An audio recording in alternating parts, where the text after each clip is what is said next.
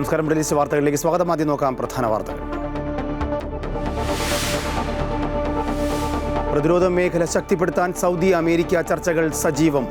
യുഎസിൽ നിന്നും 48 F-35 യുദ്ധവിമാനങ്ങൾ സൗദി വാങ്ങിയേക്കും. സൗദിയിൽ നിന്നും എണ്ണ ഉൾപ്പെടെയുള്ള ഇറക്കുമതി രാജ്യത്തിന് ഗുണം ചെയ്തുവെന്ന വിലയിരുത്തലിൽ അമേരിക്ക.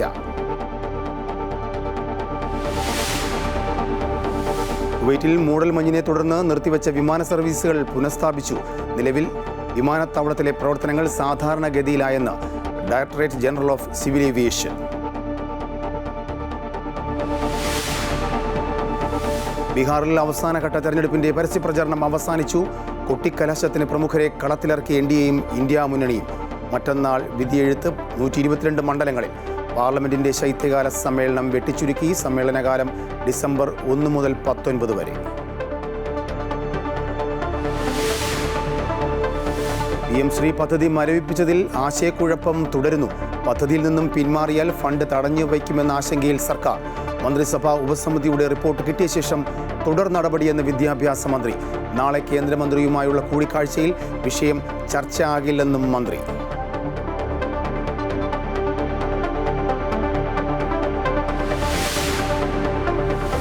വന്ദേ ഭാരത് ട്രെയിനിൽ വിദ്യാർത്ഥികളെ കൊണ്ട് ഗണഗീതം പാടിപ്പിച്ചതിൽ അന്വേഷണം ആവശ്യപ്പെട്ട കേന്ദ്രമന്ത്രിക്ക് കത്ത് നൽകുമെന്ന് വി ശിവൻകുട്ടി. ഗണഗീതം പാടിയത് ദേശഭക്തി ഗാനമെന്ന നിലയിലെന്നും കുട്ടികൾക്കെതിരെ സൈബർ ആക്രമണം രൂക്ഷമെന്നും പ്രിൻസിപ്പൽ. വരികൾക്കിടയിൽ എവിടെയാണ് വർഗീയതയെന്ന് കേന്ദ്രമന്ത്രി ജോർജ് കുര്യൻ. ഔദ്യോഗിക ചടങ്ങുകളെ രാഷ്ട്രീയവൽക്കരിക്കരുതെന്ന് പ്രതിപക്ഷ നേതാവ്.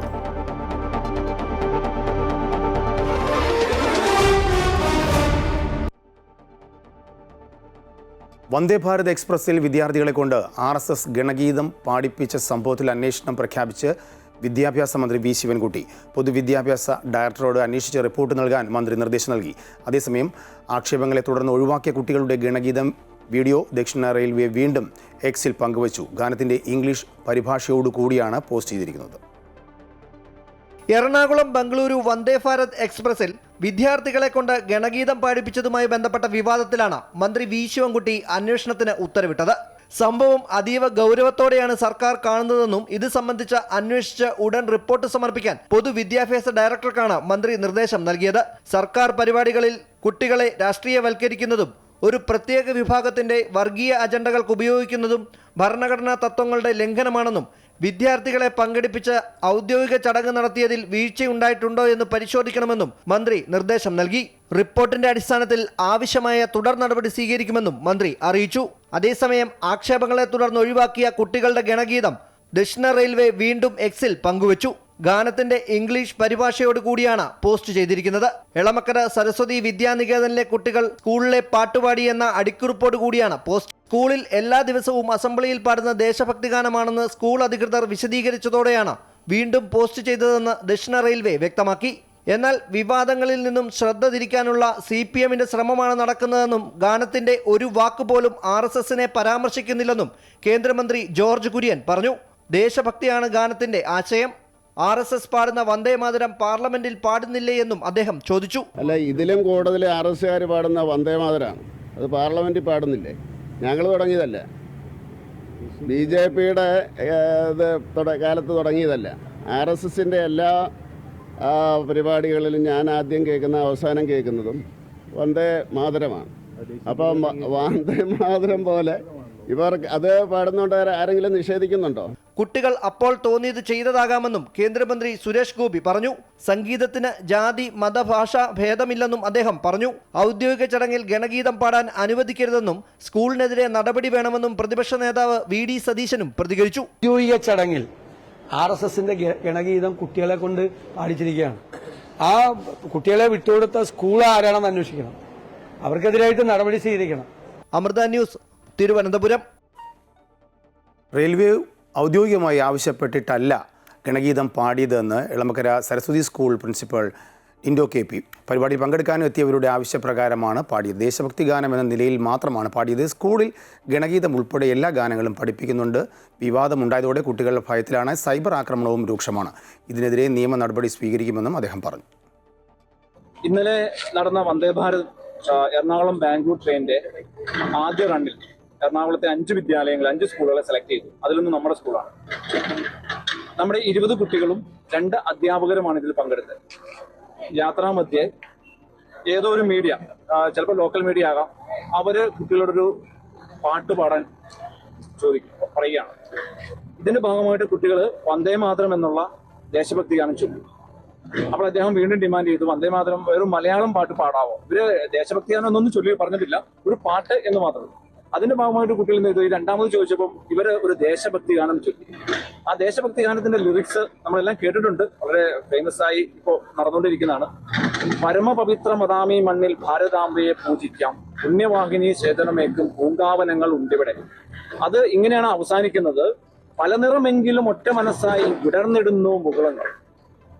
ഇതിൽ എവിടെയാണ് ദേശവിരുദ്ധതയുള്ളത്? ഇതിലാണ് നമുക്ക് പ്രശ്നമുള്ളത്? ഇതിന്റെ അർത്ഥം എന്ന് പറഞ്ഞാൽ പരമപവിത്ര മദാമി മണ്ണിൽ ഈ ഭാരതത്തിന്റെ മണ്ണ് അത്ര പവിത്രമാണ്, അത്ര നമ്മൾ റെസ്പെക്ട് ചെയ്യേണ്ടതാണ്. കേന്ദ്ര സംസ്ഥാന സർക്കാരുകളുടെ പരിപാടിയിൽ ഗണഗീതം അനുവദിക്കാനാകില്ല എന്ന് പിന്നീട് വിദ്യാഭ്യാസ മന്ത്രി വി ശിവൻകുട്ടി ഡൽഹിയിൽ പറഞ്ഞു. ഗണഗീതം ദേശഭക്തി ഗാനമാണോ എന്ന് പ്രിൻസിപ്പൽ അല്ല തീരുമാനിക്കുന്നത്. സ്കൂളുകളിൽ ഗണഗീതം അനുവദിക്കാനാകില്ല എന്നും അന്വേഷണം ആവശ്യപ്പെട്ട് കേന്ദ്രമന്ത്രിക്ക് കത്ത് നൽകുമെന്നും വി ശിവൻകുട്ടി ഡൽഹിയിൽ പറഞ്ഞു. വന്ദേ ഭാരതിൽ ഗണഗീതം പാടിയതുമായി ബന്ധപ്പെട്ട് നിലവിൽ പൊതുവിദ്യാഭ്യാസ ഡയറക്ടർ അന്വേഷണം നടത്തുന്നുണ്ട്. റിപ്പോർട്ട് കിട്ടിയ ശേഷമായിരിക്കും തുടർ നടപടി എന്ന നിലപാടിലാണ് വിദ്യാഭ്യാസ വകുപ്പുള്ളത്. ഇതിനു പിന്നാലെയാണ് കൂടുതൽ രൂക്ഷമായ വിമർശനം വിദ്യാഭ്യാസ മന്ത്രി വി ശിവൻകുട്ടിയുടെ ഭാഗത്തുനിന്ന് ഉണ്ടായത്. ഔദ്യോഗിക ചടങ്ങുകളിൽ ഗണഗീതം അനുവദിക്കാനാവില്ലെന്ന് വിദ്യാഭ്യാസ മന്ത്രി വി ശിവൻകുട്ടി ഡൽഹിയിൽ പറഞ്ഞു. ഏതു മാനേജ്മെന്റ് ആയാലും മതേതരത്വത്തിന് വെല്ലുവിളിയാകുന്ന രീതികൾ അംഗീകരിക്കാനാകില്ലെന്ന് വിദ്യാഭ്യാസ മന്ത്രി പറഞ്ഞു. അത് ആരുടെ സ്കൂളായിരുന്നാലും, ഏത് മാനേജ്മെന്റ് നടത്തുന്ന സ്കൂളായിരുന്നാലും, ഒരു സ്കൂളിലും മതേതരത്വത്തിന് വെല്ലുവിളിയായുള്ള അല്ലെങ്കിൽ ജനാധിപത്യ മൂല്യങ്ങൾക്ക് വെല്ലുവിളിയായുള്ള ഒരു നടപടിക്രമങ്ങൾ നടത്താൻ അനുവദിക്കുന്ന പ്രശ്നമേ ഇല്ല. NOCയിലെ നിബന്ധനകൾ പാലിച്ചില്ലെങ്കിൽ NOC പിൻവലിക്കാനുള്ള അധികാരം ഉണ്ടെന്നും മന്ത്രി ചൂണ്ടിക്കാട്ടി. ഗണഗീതം ദേശഭക്തി ഗാനമാണോ എന്ന പ്രിൻസിപ്പൽ അല്ല തീരുമാനിക്കുന്നതെന്നും അദ്ദേഹം കൂട്ടിച്ചേർത്തു. അങ്ങനെ ഓരോരുത്തരും പറയുന്നതനുസരിച്ചാണോ ദേശഭക്തി ഗാനം ആയി വരുന്നത്?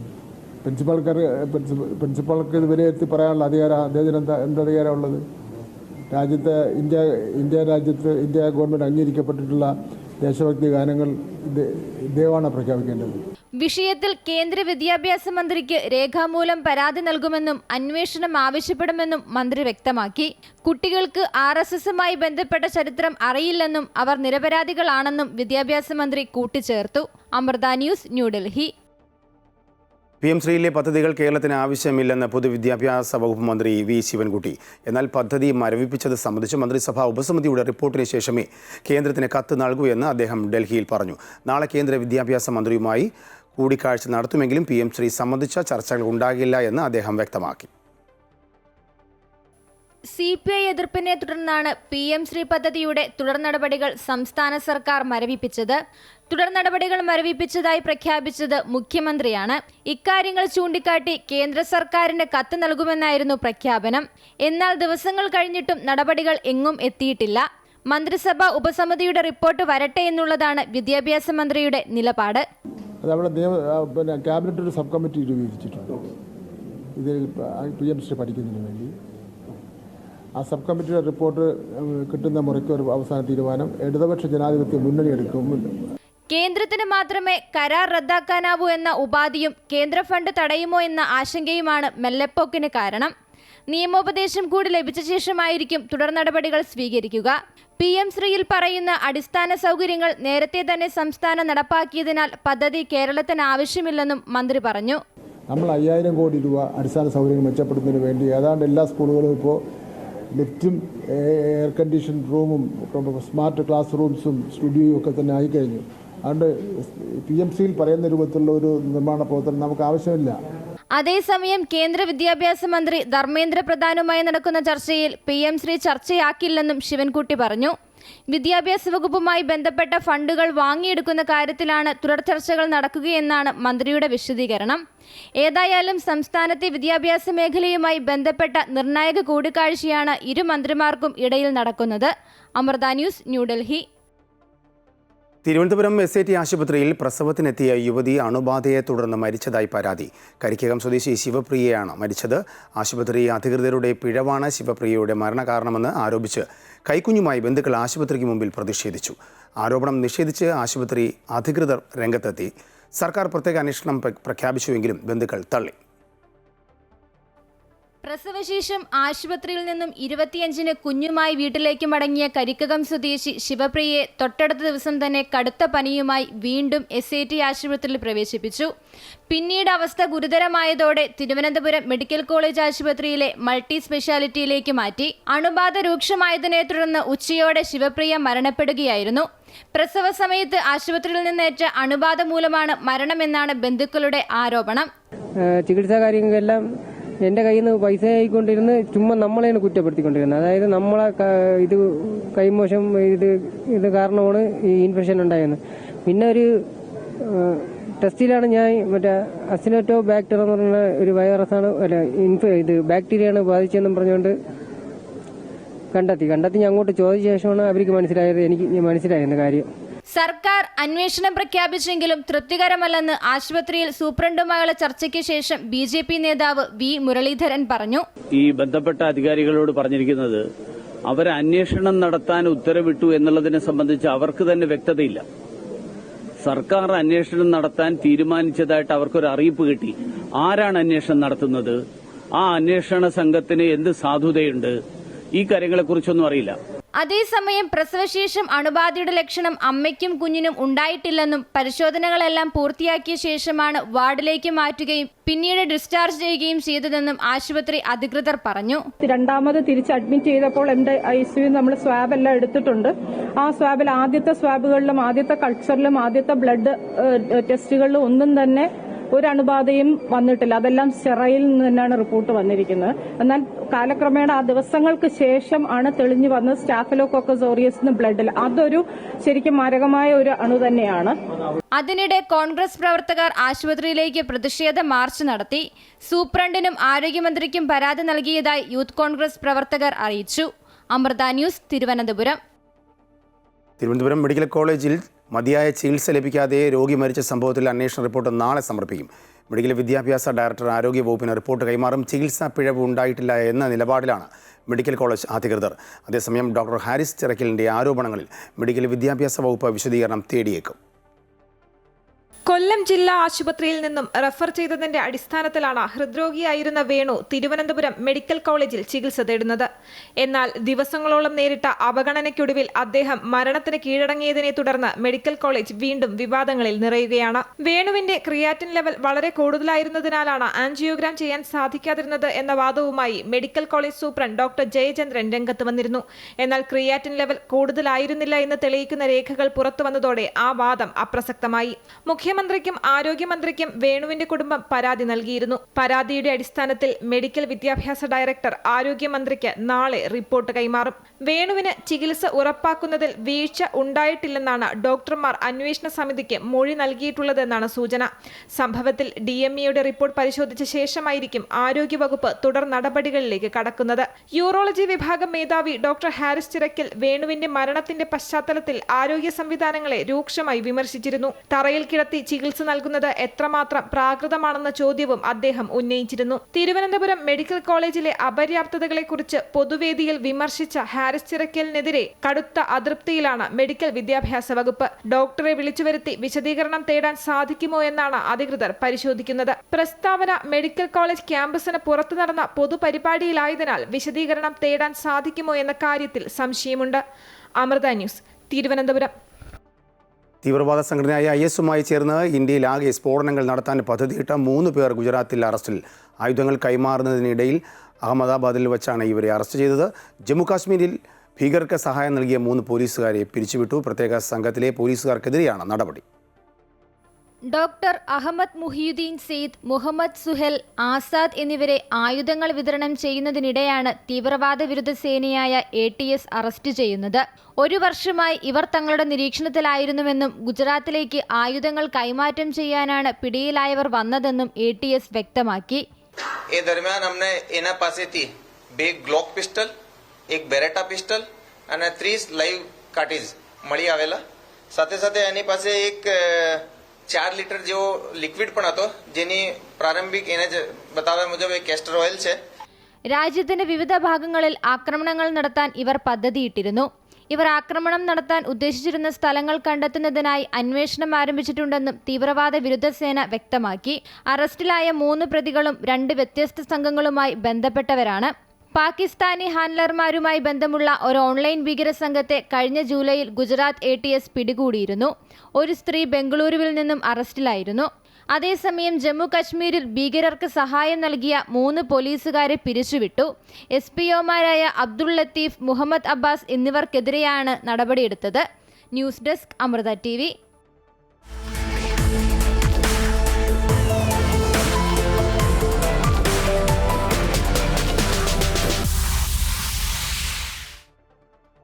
അവസാനഘട്ട തെരഞ്ഞെടുപ്പിന് തയ്യാറായി ബീഹാർ. കലാശക്കൊട്ടിൽ പ്രമുഖ നേതാക്കളെ ഇറക്കിയാണ് NDAയും ഇന്ത്യ സഖ്യവും റാലികൾ നടത്തിയത്. സംസ്ഥാനത്ത് നുഴഞ്ഞുകയറ്റക്കാർക്കായി പ്രതിപക്ഷം ഇടനാഴി നിർമ്മിക്കാൻ ശ്രമിക്കുന്നതായി അമിത്ഷാ ആരോപിച്ചു. അതേസമയം നരേന്ദ്രമോദിയും നിതീഷ് കുമാറും അംബാനി അദാനിക്ക് വേണ്ടി പ്രവർത്തിക്കുന്നുവെന്ന് രാഹുൽ ഗാന്ധിയും ആരോപിച്ചു. വോട്ടെടുപ്പിന് മുന്നോടിയായി ഇന്ത്യ നേപ്പാൾ അതിർത്തി 72 മണിക്കൂർ അടച്ചിട്ടിരിക്കുകയാണ്. ബീഹാറിൽ പരസ്യ പ്രചാരണം അവസാനിച്ചതോടെ നാളെ നിശബ്ദ പ്രചാരണം. 122 മണ്ഡലങ്ങളാണ് രണ്ടാം ഘട്ടത്തിൽ വിധി എഴുതുന്നത്. 1302 സ്ഥാനാർത്ഥികളാണ് മത്സരിക്കുന്നത്. കൊട്ടിക്കലാശ ദിനത്തിൽ റാലികളിൽ പ്രമുഖ നേതാക്കളെ ഇറക്കിയാണ് NDAയും ഇന്ത്യ സഖ്യവും പ്രചരണം നടത്തിയത്. കൊട്ടിക്കലാശ ദിനത്തിൽ ഇന്ത്യ സഖ്യത്തിന് മുഖ്യമന്ത്രി സ്ഥാനാർത്ഥിയായ തേജസ്വി യാദവിന് പ്രത്യേക ദിനം കൂടിയായിരുന്നു. ജന്മദിനത്തിൽ ആശംസകൾ നേർന്നാണ് RJD അനുയായികൾ തേജസ്വിയെ സ്വീകരിച്ചത്. 36 വയസ്സ് തികഞ്ഞ നേതാവിന് അണികൾ കേക്കും സമ്മാനിച്ചു. സർക്കാർ രൂപീകരിച്ചാൽ ഉടൻ നിങ്ങൾക്കെല്ലാവർക്കും റിട്ടേൺ ഗിഫ്റ്റ് ലഭിക്കുമെന്ന വാഗ്ദാനമാണ് തേജസ്വി യാദവ് തിരിച്ചു നൽകിയത്. എന്നാൽ NDA സർക്കാരിന്റെ സത്യപ്രതിജ്ഞയ്ക്ക് എത്താമെന്നാണ് മോദി കഴിഞ്ഞ ദിവസം നൽകിയ വാഗ്ദാനം. ആദ്യഘട്ടത്തിലെ ഉയർന്ന പോളിംഗ് അനുകൂലമാകുമെന്ന് NDA നേതാക്കൾ അവകാശപ്പെടുന്നുണ്ട്. അതേസമയം ഭരണവിരുദ്ധ വികാരമാണ് പോളിംഗ് ശതമാനം ഉയർത്തിയത് എന്ന് മഹാസഖ്യം അവകാശപ്പെടുന്നു. അതിനിടെ VVപാറ്റുകൾ വഴിയിൽ നിന്ന് കണ്ടെത്തിയ സംഭവത്തിൽ ഉന്നത അന്വേഷണം ആവശ്യപ്പെട്ട് പ്രതിപക്ഷ പാർട്ടികൾ രംഗത്തെത്തിയിട്ടുണ്ട്.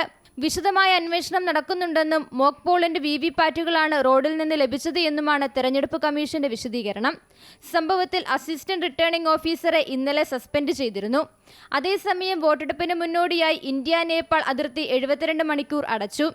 അന്തർ സംസ്ഥാന അതിർത്തികളോട് ചേർന്നുള്ള ജില്ലകളിലും തെരഞ്ഞെടുപ്പ് നടക്കുന്നുണ്ട്. നുഴഞ്ഞുകയറ്റക്കാർക്കായി പ്രതിപക്ഷം ഇടനാഴി നിർമ്മിക്കാൻ ശ്രമിക്കുന്നതായി അമിത്ഷാ ആരോപിച്ചു. അതേസമയം നരേന്ദ്രമോദിയും നിതീഷ് കുമാറും അംബാനി അദാനിക്ക് വേണ്ടി പ്രവർത്തിക്കുന്നുവെന്നാണ് രാഹുൽ ഗാന്ധിയുടെ ആരോപണം. അവർ നിങ്ങളുടെ ഭാവി മോഷ്ടിക്കാൻ ശ്രമിക്കുകയാണ്, അതുകൊണ്ടാണ് അവർ വോട്ടുകൾ മോഷ്ടിക്കുന്നതെന്നും രാഹുൽ വിമർശിച്ചു. ബീഹാറിലെ ആദ്യഘട്ടത്തിലുണ്ടായ റെക്കോർഡ് പോളിംഗിൽ രാഷ്ട്രീയ പാർട്ടികളിൽ അമ്പരപ്പുണ്ടാക്കിയിട്ടുണ്ട്. രണ്ടാം ഘട്ടത്തിൽ മികച്ച പോളിംഗ് ഉണ്ടാകുമെന്നാണ് പ്രതീക്ഷ. News desk Amrita TV.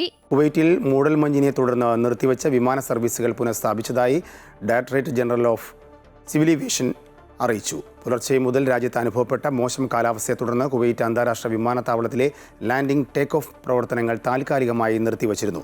ഇതേ തുടർന്ന് നിരവധി വിമാനങ്ങൾ അയൽരാജ്യങ്ങളിലേക്ക് തിരിച്ചുവിടുകയും ചെയ്തിരുന്നു. നിലവിൽ വിമാനത്താവളങ്ങളിലെ പ്രവർത്തനങ്ങൾ സാധാരണഗതിയിലാണ്. വിമാന കമ്പനികളുമായി ബന്ധപ്പെട്ട അധികാരികളുമായും ഏകോപനം നടത്തി ഷെഡ്യൂൾ അനുസരിച്ച് വിമാനങ്ങൾ പ്രവർത്തനം നടത്തിവരികയാണെന്ന് സിവിൽ ഏവിയേഷൻ്റെ ഔദ്യോഗിക വക്താവ് അബ്ദുള്ള അൽ രാജി അറിയിച്ചു. US പ്രതിരോധ വകുപ്പിൽ നിന്നും 48 F-35 യുദ്ധവിമാനങ്ങൾ വാങ്ങുന്നതിനെക്കുറിച്ച് സൗദി അമേരിക്ക ചർച്ചകൾ പുരോഗമിക്കുന്നു. യുദ്ധവിമാനങ്ങൾ വാങ്ങുവാനുള്ള സൗദി അറേബ്യയുടെ അപേക്ഷയുമായി ബന്ധപ്പെട്ട ചർച്ചകൾ പെൻറ്റഗണിനുള്ളിൽ പുരോഗമിക്കുകയാണെന്ന് ബന്ധപ്പെട്ട വൃത്തങ്ങൾ റോയിട്ടേഴ്സിനോട് പറഞ്ഞതായിട്ടാണ് റിപ്പോർട്ട്. ഈ ഇടപാടിൽ 5ാം തലമുറയായ സ്റ്റെൽത്ത് വിമാനങ്ങൾ പ്രവർത്തിപ്പിക്കുന്ന ആദ്യത്തെ അറബ് രാജ്യമായി സൗദി മാറിയേക്കും. നിലവിൽ ഇസ്രായേലിൻ്റെ കയ്യിൽ മാത്രമാണ് 5ാം തലമുറ സ്റ്റെൽത്ത് വിമാനങ്ങൾ ഉള്ളത്. ഗണ്യമായ സുരക്ഷയും സൈനിക ശേഷിയും നൽകുന്നതിനാൽ അമേരിക്കയുമായുള്ള സഖ്യം സൗദിക്ക് പ്രധാനമാണ്. ആഭ്യന്തര ഊർജ്ജ വില സ്ഥിരപ്പെടുത്താൻ സഹായിക്കുന്ന സാധനങ്ങൾ, മൂലധനം, എണ്ണ വിഭവങ്ങൾ എന്നിവയുടെ സൗദിയിൽ നിന്നുള്ള ഗണ്യമായ ഒഴുക്ക് അമേരിക്കയ്ക്ക് പ്രയോജനം ചെയ്യുന്നുമുണ്ട്. വൈറ്റ് ഹൗസിൻ്റെ കണക്കനുസരിച്ച് 2024 അമേരിക്കയും സൗദി അറേബ്യയും തമ്മിലുള്ള മൊത്തം ചരക്ക് വ്യാപാരം $25.9 ബില്യൺ എത്തിയിട്ടുണ്ട്. കഴിഞ്ഞ ദിവസം സൗദിയിലെത്തിയ ഇന്ത്യൻ കേന്ദ്ര പാർലമെന്ററി കാര്യമന്ത്രി കിരൺ റിജിജു സൗദിയിലെ ചരിത്ര പ്രാധാന്യമുള്ളതും ടൂറിസ്റ്റ് കേന്ദ്രവുമായ തൗഫിലെ പ്രസിദ്ധമായ അബ്ദുള്ള ഇബ്നു അബ്ബാസ് പള്ളിയിൽ സന്ദർശനം നടത്തി. Indian ambassador doctor Suhel Ajaz Khan, Indian consul general Fahad Ahmed Khan Suri, മറ്റു ഉദ്യോഗസ്ഥരും മന്ത്രിയോടൊപ്പം ഉണ്ടായിരുന്നു. റിയാദിലെ ഇന്ത്യൻ എംബസിയിലേക്ക് ക്ലർക്ക് തസ്തികയിലേക്ക് ജോലിക്കാരെ തേടുന്നു. സൗദിയിൽ കാലാവധിയുള്ള താമസരേഖയുള്ള ഇന്ത്യക്കാരായ പ്രവാസികളിൽ നിന്നാണ് അപേക്ഷ ക്ഷണിച്ചത്. നവംബർ 12 വരെയാണ് ഈ തസ്തികയിലേക്ക് അപേക്ഷിക്കുവാനുള്ള തീയതി. അംഗീകൃത സർവകലാശാലയിൽ ഏതെങ്കിലും വിഷയത്തിൽ ബിരുദം, ഇംഗ്ലീഷ്, അറബി ഭാഷകൾ അറിഞ്ഞിരിക്കണം. കമ്പ്യൂട്ടർ പ്രവർത്തന പരിചയം എന്നിവയാണ് അപേക്ഷിക്കുവാനുള്ള യോഗ്യതകൾ. പ്രായപരിധി 2025 നവംബർ 1 35 വയസ്സിൽ താഴെയായിരിക്കണം. ഇതാ ഇന്ത്യൻ മീഡിയ ഫോറത്തിന് പുതിയ ഭാരവാഹികളെ തെരഞ്ഞെടുത്തു. കഴിഞ്ഞ ദിവസം ജിദ്ദയിൽ ചേർന്ന ജനറൽ ബോഡി യോഗത്തിലാണ് പുതിയ ഭാരവാഹികളെ തെരഞ്ഞെടുത്തത്. President Jaleel Kannamangalam, general secretary Gafoor Kondotty, treasurer Sulfikhar Odayi എന്നിവരാണ് ഭാരവാഹികൾ. വഗീസ് സൽമാൻ, ഗഫൂർ മമ്പുറം എന്നിവർ സഹഭാരവാഹികളാണ്. ഇബ്രാഹിം ഷംനാട് തെരഞ്ഞെടുപ്പ് നിയന്ത്രിച്ചു. കബീർ കൊണ്ടോട്ടി അധ്യക്ഷത വഹിച്ച ചടങ്ങിൽ കഴിഞ്ഞ വർഷത്തെ പ്രവർത്തന റിപ്പോർട്ട് ബിജുരാജ് രാമന്തളിയും സാമ്പത്തിക റിപ്പോർട്ട് PK സിറാജും അവതരിപ്പിച്ചു. ഹസൻ ചെറുപ്പ, സദിഖ് അലി തുവൂർ, സാബിത്ത് സലീം, സാലിഹ് എന്നിവർ ആശംസകൾ നേർന്നു. പ്രതീക്ഷ ഇന്ത്യൻ അസോസിയേഷൻ കുവൈറ്റിൻ്റെ 3ാം വാർഷികം നവംബർ 14 ഓണോത്സവം 2025 എന്ന പേരിൽ പാർക്ക് അവന്യൂ ഹോട്ടലിൽ വെച്ച് രാവിലെ 9 മണി മുതൽ നടക്കുമെന്ന് ഭാരവാഹികൾ അറിയിച്ചു. പ്രമുഖ നോവലിസ്റ്റും രാജകുടുംബാംഗവുമായ ഷെയ്ഖ് ഇൻഡിസാർ മുഹമ്മദ് അൽ സബാഹ് ഉദ്ഘാടനം ചെയ്യുന്ന ചടങ്ങിൽ കുവൈറ്റിലെ പ്രമുഖ അഭിഭാഷകൻ ഡോക്ടർ തലാൽ താക്കി മുഖ്യ അതിഥിയായിരിക്കും. അത്തപ്പൂക്കള മത്സരം, വടംവലി, തിരുവാതിരകളി, താലപ്പൊലി, ചെണ്ടമേളം, മാവേലി എഴുന്നള്ളത്ത്, യൂണിറ്റ് അംഗങ്ങളുടെ വിവിധ ഇനം കലാപരിപാടികൾ കൂടാതെ ഗാനമേളയും വിഭവസമൃദ്ധമായ ഓണസദ്യയും ഉണ്ടായിരിക്കും. ജപ്പാനിൽ ഭൂചലനം. വടക്കൻ ജപ്പാനിൽ പ്രാദേശിക സമയം വൈകിട്ട് 5:03 ഭൂചലനം ഉണ്ടായത്. റിക്ടർ സ്കെയിലിൽ 6.8 തീവ്രത രേഖപ്പെടുത്തി. പസഫിക് തീരത്ത് സെൻട്രിക്കു ആണ് പ്രഭവ കേന്ദ്രം. ഭൗമോപരിതലത്തിൽ നിന്നും 10 കിലോമീറ്റർ താഴ്ചയിലാണ് ഭൂചലനം ഉണ്ടായത്. ഇതിന് പിന്നാലെ ജപ്പാൻ കാലാവസ്ഥാ വകുപ്പ് സുനാമി മുന്നറിയിപ്പും പ്രഖ്യാപിച്ചു. 3 മീറ്റർ ഉയരത്തിലുള്ള തിരമാലകൾക്ക് സാധ്യതയുണ്ട്. അമൃത വിശ്വവിദ്യാപീഠം അമൃതപുരി ക്യാമ്പസിൽ നടന്നുവരുന്ന international conference on robotics and mechatronics 2025 സമാപിച്ചു. റോബോട്ടിക്സ്, ഓട്ടോമേഷൻ, ഇൻ്റലിജൻ്റ് സിസ്റ്റംസ് മേഖലകളിലെ വളർന്നുവരുന്ന ട്രെൻഡുകൾ, സാങ്കേതിക വിദ്യകൾ, നൂതന ആശയങ്ങൾ എന്നിവ വിദ്യാർത്ഥികൾക്ക് പരിചയപ്പെടുത്തുന്നതിനായിട്ടാണ് അമൃത ഹട്ട് ലാബ്സിൻ്റെ ആഭിമുഖ്യത്തിലാണ് പരിപാടി സംഘടിപ്പിച്ചത്. 2 ദിവസങ്ങളിലായാണ് അമൃത വിശ്വവിദ്യാപീഠം അമൃതപുരി ക്യാമ്പസിൽ അമൃത ഹ്യൂമാനിറ്റേറിയൻ ടെക്നോളജി ലാബ്സിന്റെ നേതൃത്വത്തിൽ അന്താരാഷ്ട്ര കോൺഫറൻസും സ്മാർട്ട് വെഹിക്കിൾ എക്സ്പോയും നടന്നത്. അന്താരാഷ്ട്ര കോൺഫറൻസിന്റെ ഉദ്ഘാടനം Chennai bioworld waste management solution CEO Kannan Tajpur Sampath നിർവഹിച്ചു. Delhi ATS managing director Ramanathan Srinivasan മുഖ്യ അതിഥിയായി. ചടങ്ങിൽ institute of electrical and electronics engineers Kerala sections അധ്യക്ഷൻ doctor BS Manoj, Brahmachari Achyutamrita Chaitanya, doctor SN Jyothi, doctor Rajesh Kannan Meghalingam, doctor Ramya എന്നിവർ പങ്കെടുത്തു. ഹട്ട് ലാബ്സിൽ വികസിപ്പിച്ചെടുത്ത ആർട്ടിഫിഷ്യൽ ഇന്റലിജൻസിന്റെ സഹായത്തോടെ പ്രവർത്തിപ്പിക്കാവുന്ന തേങ്ങാ പൊതിക്കുന്ന യന്ത്രങ്ങൾ ചടങ്ങിൽ വെച്ച് കർഷകർക്ക് കൈമാറി. ഇന്ത്യയിലെയും വിദേശത്തെയും വാഹന നിർമ്മാതാക്കളുടെ സ്മാർട്ട് വെഹിക്കിൾ എക്സ്പോയിൽ വിപണിയിലെ ഏറ്റവും പുതിയ ഇലക്ട്രിക് ഹൈബ്രിഡ് വാഹനങ്ങൾ പ്രദർശിപ്പിച്ചു. വാഹനങ്ങൾക്ക് പുറമെ വിപണിയിലെ നൂതന ഇന്റലിജന്റ് മൊബിലിറ്റി സൊല്യൂഷനുകളും ഓട്ടോണമസ് വാഹന സാങ്കേതിക വിദ്യകളും എക്സ്പോയിൽ ശ്രദ്ധേയമായി. റോബോട്ടിക്സ്, AI, ഓട്ടോണമസ് സിസ്റ്റംസ് എന്നിവയിലെ അത്യാധുനിക വിഷയങ്ങളെക്കുറിച്ചുള്ള പ്രായോഗിക പരിശീലന സെക്ഷനുകൾ, റോബോ എക്സ്പോ എന്നിവയും ക്യാമ്പസിൽ സംഘടിപ്പിച്ചു. കോൺഫറൻസിന്റെ ഭാഗമായി റോബോട്ടിക്സ്, ഓട്ടോമേഷൻ, ഇന്റലിജന്റ് സിസ്റ്റംസ് എന്നിവയിലെ വളർന്നുവരുന്ന ട്രെൻഡുകൾ, സാങ്കേതിക വിദ്യകൾ, നൂതനാശയങ്ങൾ എന്നിവ ചർച്ച ചെയ്തു. 2 ദിവസങ്ങളിലായി നടന്ന കോൺഫറൻസിന്റെ ഭാഗമായി ലോകത്തിന്റെ വിവിധ ഭാഗങ്ങളിൽ നിന്നുള്ള ഗവേഷകർ, അക്കാദമീഷ്യന്മാർ, വിദ്യാർത്ഥികൾ, വ്യവസായ പ്രമുഖർ എന്നിവരാണ് അമൃതപുരിയിലെത്തിയത്. അമൃത ന്യൂസ്, കൊല്ലം. വികസിത അനന്തപുരി ലക്ഷ്യമിട്ട് BJP. കോൺഗ്രസിന് പിന്നാലെ BJP ആദ്യഘട്ട സ്ഥാനാർത്ഥികളെ പ്രഖ്യാപിച്ചു. മുൻ DGP R. ശ്രീലേഖ ഉൾപ്പെടെയുള്ളവർ കളത്തിലിറങ്ങും. 67 സീറ്റുകളിലെ സ്ഥാനാർത്ഥികളെയാണ് പ്രഖ്യാപിച്ചത്. കോൺഗ്രസിൽ നിന്നും എത്തിയ പത്മിനി തോമസ്, K. മഹേശ്വരൻ, തമ്പാനൂർ സതീഷ് എന്നിവരും സ്ഥാനാർത്ഥികളായി മത്സരരംഗത്തുണ്ട്. തിരുവനന്തപുരത്തിന് ഒരു ഏറ്റവും നല്ല ഭരണം, ഇന്ത്യയിൽ ഏറ്റവും ബെസ്റ്റ് ഗവേൺ സിറ്റി ആക്കാനാണ് ഞങ്ങളുടെ ലക്ഷ്യം. 67 കാൻഡിഡേറ്റ്സ് പ്രഖ്യാപിക്കുന്നു. ശാസ്തമംഗലം R. ശ്രീലേഖ. തിരുവനന്തപുരം കോർപ്പറേഷനിൽ 67 സീറ്റുകളിലെ സ്ഥാനാർത്ഥികളെയാണ് BJP ആദ്യഘട്ടത്തിൽ പ്രഖ്യാപിച്ചത്. BJP ഉപാധ്യക്ഷയും മുൻ DGPയുമായ R. ശ്രീലേഖ ശാസ്തമംഗലത്താണ് മത്സരിക്കുന്നത്. സന്തോഷം. പാർട്ടി ഏൽപ്പിച്ച ഒരു ദൗത്യമാണ്. അപ്പോൾ ഇത് പ്രതീക്ഷിച്ചതല്ല, പക്ഷേ അപ്രതീക്ഷിതമായിട്ട് ലഭിച്ചതിൽ സന്തോഷമുണ്ട്. ശാസ്തമംഗലം എനിക്ക് എൻ്റെ വീടിൻ്റെ അടുത്തുള്ളൊരു സ്ഥലമാണ്. ഞാൻ തിരുവനന്തപുരത്ത് ജനിച്ച് വളർന്ന ആളാണ്. എനിക്ക് പരിചയമുള്ള ഒരുപാട് പേര് തിരുവനന്തപുരത്ത് മൊത്തമുണ്ട്. അതുകൊണ്ട് അങ്ങനെയുള്ള ഒരു കാര്യമല്ല. എനിക്കിപ്പോൾ കൂടുതലും നമ്മൾ പാർട്ടി ചെയ്യുന്നത് വികസനം, വികസിത അനന്തപുരി എങ്ങനെയാണ് കൂടുതലായിട്ട് തിരുവനന്തപുരം നന്നാക്കുക എന്നത് മാത്രമാണ്. BJP മുൻ ജില്ലാ അധ്യക്ഷൻ VV രാജേഷ് കൊടുങ്ങാനൂരിൽ മത്സരിക്കും. കോൺഗ്രസ് വിട്ട് BJPയിലേക്ക് എത്തിയ സ്പോർട്സ് കൗൺസിൽ മുൻ അധ്യക്ഷ പത്മിനി തോമസ് പാളയം വാർഡിലും, K മഹേശ്വരൻ നായർ പുന്നക്കാമുകളിലും, തമ്പാനൂർ സതീഷ് തമ്പാനൂരിലും മത്സരിക്കും. ഒരുപാട് കാര്യങ്ങൾ ചെയ്യാനുണ്ട്. അപ്പം അവരോടെല്ലാവരോടും ഒത്തുനിന്നൊരു സ്പോർട്സ്മാൻ സ്പിരിറ്റോടുകൂടി എല്ലാ കാര്യങ്ങളും ചെയ്യണമെന്നാണ് എൻ്റെ ആഗ്രഹം. സിറ്റിംഗ് കൗൺസിലർമാരായ 22ഓളം പേരാണ് വീണ്ടും മത്സര രംഗത്തുള്ളത്. BJPയിലെ ഏറ്റവും പ്രായം കൂടിയ കൗൺസിലറായ P അശോക് കുമാർ പേട്ടയിൽ മത്സരിക്കും. അതേസമയം ആവശ്യപ്പെട്ട സീറ്റുകൾ ലഭിക്കാത്തതിൽ പ്രതിഷേധിച്ച് BDJS 3 സീറ്റുകളിൽ സ്ഥാനാർത്ഥികളെ നിർത്തിയേക്കും. കോൺഗ്രസിന്റെ മേയർ സ്ഥാനാർത്ഥി K ശബരിനാഥ് മത്സരിക്കുന്ന കവടിയാറിൽ ഉൾപ്പെടെയുള്ള കോൺഗ്രസിന്റെ 2ാം ഘട്ട സ്ഥാനാർത്ഥി പട്ടിക നാളെ പ്രഖ്യാപിക്കും. ഏരിയ കമ്മിറ്റി സെക്രട്ടറിമാരും ജില്ലാ കമ്മിറ്റി അംഗങ്ങളും ഉൾപ്പെടെയുള്ള LDFന്റെ സ്ഥാനാർത്ഥി പട്ടികയും തെരഞ്ഞെടുപ്പ് പ്രഖ്യാപനത്തിന് ശേഷം പുറത്തുവിടും. അമൃത ന്യൂസ്, തിരുവനന്തപുരം. കൊല്ലം കോർപ്പറേഷനിൽ കോൺഗ്രസ് 2ാം ഘട്ട സ്ഥാനാർത്ഥികളെ പ്രഖ്യാപിച്ചു. 9 സ്ഥാനാർത്ഥികളെയാണ് പ്രഖ്യാപിച്ചത്. 21 വയസ്സുള്ള ആർച്ച KSും കുമാരി ജയലക്ഷ്മിയും സ്ഥാനാർത്ഥി ലിസ്റ്റിലുണ്ട്. ആർച്ച കൊട്ടിയം ലോ കോളേജിലെ KSU യൂണിറ്റ് ഭാരവാഹിയും കുമാരി ജയലക്ഷ്മി കൊല്ലം SN കോളേജിലെ യൂണിറ്റ് ജനറൽ സെക്രട്ടറിയുമാണ്. ആർച്ച വള്ളിക്കീഴും ജയലക്ഷ്മി മുണ്ടയ്ക്കലുമാണ് മത്സരിക്കുന്നത്. കേരളത്തിൽ നിന്നുള്ള മുഴുവൻ അന്തർ സംസ്ഥാന ടൂറിസ്റ്റ് ബസ്സുകൾ നാളെ മുതൽ സർവീസ് നിർത്തുന്നുവെന്ന് luxury bus owners association. All India tourist permit വാഹനങ്ങൾക്കെതിരെ തമിഴ്നാട്, കർണാടക സംസ്ഥാനങ്ങളിൽ അന്യായ നികുതി ഈടാക്കൽ, കനത്ത പിഴ ചുമത്തൽ, വാഹനങ്ങൾ പിടിച്ചെടുക്കൽ തുടങ്ങിയ നടപടികൾക്കെതിരെയാണ് പണിമുടക്ക്. വാഹന ഉടമകൾക്കും ഡ്രൈവർമാർക്കും യാത്രക്കാർക്കും സുരക്ഷ ഒരുക്കുന്നതിന് നിർബന്ധിതമായ സാഹചര്യത്തിലാണ് അസോസിയേഷൻ സംസ്ഥാന സമിതി ഇത്തരത്തിൽ നടപടി സ്വീകരിക്കാൻ നിർബന്ധിതമായതെന്ന് ലക്ഷറി ബസ് ഓണേഴ്സ് അസോസിയേഷൻ സംസ്ഥാന president AJ Rijas, general secretary Manish Sasidharan എന്നിവർ വാർത്താക്കുറിപ്പിൽ അറിയിച്ചു. കോട്ടയം തിരുവഞ്ചൂരിലെ ആഭിചാര കേസിൽ റിമാൻഡിൽ കഴിയുന്ന പ്രതികൾക്കായി പോലീസ് നാളെ കസ്റ്റഡി അപേക്ഷ നൽകും. കേസിലെ പ്രധാന തെളിവായ വീഡിയോ ദൃശ്യങ്ങളിൽ നിന്നുള്ള 6ാമത്തെ ആളെക്കുറിച്ചും അന്വേഷിക്കും. അതേസമയം കേസിലെ പ്രതികളായ അഖിലിൻ്റെ അമ്മയ്ക്കും സഹോദരിക്കും വേണ്ടിയുള്ള അന്വേഷണം തുടരുകയാണ്.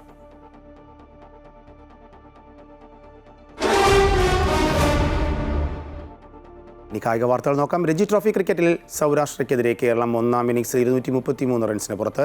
സൗരാഷ്ട്രയുടെ 1ാം ഇന്നിംഗ്സ് സ്കോറായ 160 റൺസിന് മറുപടിയായി 2 വിക്കറ്റ് നഷ്ടത്തിൽ 82 റൺസ് എന്ന നിലയിൽ 2ാം ദിനം ക്രീസിലിറങ്ങിയ കേരളം 233 റൺസിന് ഓൾ ഔട്ട് ആവുകയായിരുന്നു. സൗരാഷ്ട്രയ്ക്കെതിരെ കേരളത്തിന് 73 റൺസിൻ്റെ ലീഡാണുള്ളത്. 80 റൺസ് എടുത്ത രോഹൻ കുന്നുമ്മലിന് പുറമെ 69 റൺസ് എടുത്ത ബാബ അപരാജിതും 38 റൺസ് എടുത്ത അങ്കിത് ശർമ്മയും മാത്രമാണ് കേരളത്തിനായി 1ാം ഇന്നിംഗ്സിൽ പൊരുതിയത്. 2ാം ഇന്നിംഗ്സിൽ സൗരാഷ്ട്ര വിക്കറ്റ് നഷ്ടമാകാതെ 9 റൺസ് എന്ന നിലയിലാണ്. ഇതോടുകൂടി വാർത്താ ബുള്ളറ്റിൻ പൂർണ്ണമാകുന്നു. കൂടുതൽ വാർത്തയ്ക്കായി അമൃത ന്യൂസ് യൂട്യൂബ് കാണുക.